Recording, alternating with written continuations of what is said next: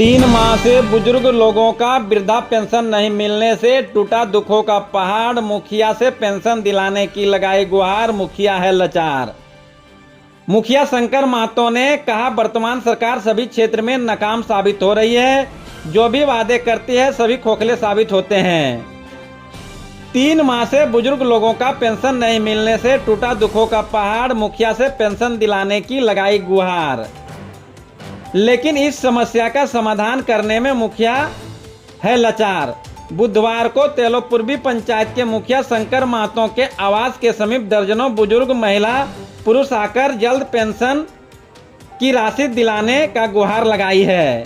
साथ ही उन लोगों ने एक आवेदन पत्र भी दिया है।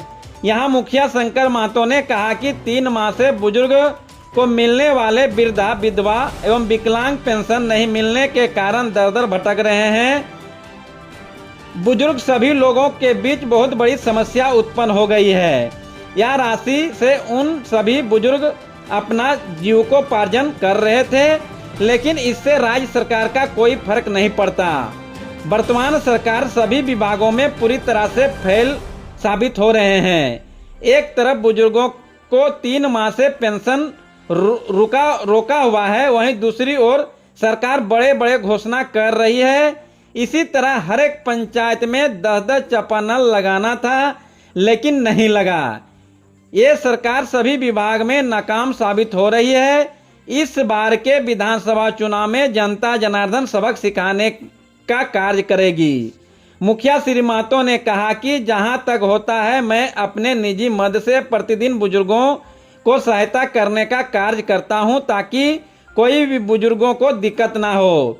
इस दौरान चारों देवी, सुमित्रा देवी, सहयोगी देवी, हेमिया देवी, नेमिया देवी, टुकवा देवी, मंटू महतो, भीम महतो, जामुन महतो, गुल्लू महतो, बसवा देवी, नकुल महतो, प्यासी देवी, मिश्री देवी, बिस्नी देवी, नूना महतो, झुनिया देवी आदि थे। अभी आपके यहाँ बुजुर्ग लोग आए थे, उन लोग कुछ आवेदन भी दिया था, क्या मामला है? मामला ये है कि आचार संहिता से पहले 3 महीना से, और ये 4था महीना स्टार्टिंग हो गया है, 4 महीना से विधवा एवं विकलांग तीनों वर्गों में से किसी का अभी तक पेंशन नहीं आया हुआ है, और जिससे आहत होकर महिलाएं और पुरुष जिनको पेंशन मिल रहा है उनको नहीं मिलने के कारण से पर डे के रोज़ का चक्कर लगा रहे हैं कि मुखिया जी कब पेंशन आएंगे।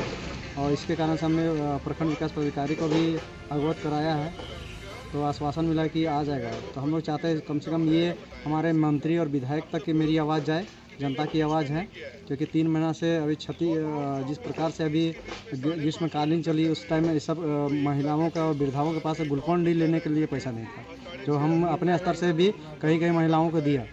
तो कम से कम ये नज़रअंदाज जो विधानसभा में बात हमेशा विधायक लोगों का पेंशन और अपना पैसा के लेके बात होता है, तो कम से कम इस पर आना चाहिए। कम से कम ये जो ग्रीष्मकालीन इतना बड़ा जो तपती धूप अभी आई, ग्रीष्मकालीन जो 47 डिग्री तापमान था, उस समय महिलाएं किस प्रकार से रह रही थी, विधवा एवं विकलांग दिव्यांग लोग, और उसका पेंशन नहीं मिल पाया है। तो जल्द से जल्द पेंशन दिया जाए, जिससे इस सब के चेहरे पे थोड़ा खुशी हो सके।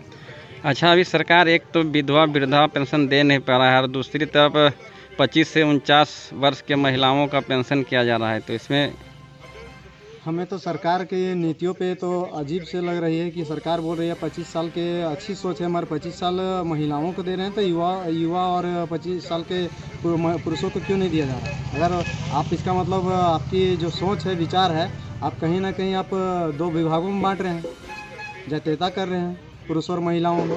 इससे पहले आप 50 साल से 60 साल वर्षों के महिलाओं को दिया, उसमें पुरुषों को भी, ओबीसी पुरुषों को भी ठीक उस लाभ नहीं दिया गया है।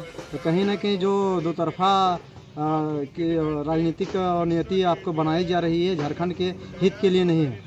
सरकार का क्या नीति है? तो एक तरफ दे नहीं पा रहा है, दूसरी तरफ फिर ये लागू कर रहा है, तो ये क्या मिलेगा क्या? 25-49 जो है सरकार की नीति तो आज तक ना विपक्ष परे है, और हम जनतागण एवं मुखिया भी परेशान है, क्योंकि आपकी जो शेड्यूलता है जो मैपिंग जो अपने पहले भी हमारे मुख्यमंत्री चंपई सोरेन ने बोला था कि हम चापाकल हर पंचायत को 10 चापाकल देते हैं। जो ये 10 चापाकल मुखिया के अंडर में देना चाहिए था वो डायरेक्ट अब टेंडर बाय कर रहे हैं। टेंडर बाय पता है भी आज तक कोई भी मुखिया ने, झारखंड का कोई भी मुखिया नहीं बता सकता है कि चापाकल किस जगह पे लग रहा है, क्योंकि मुखिया को उसको साइड कर दिया गया।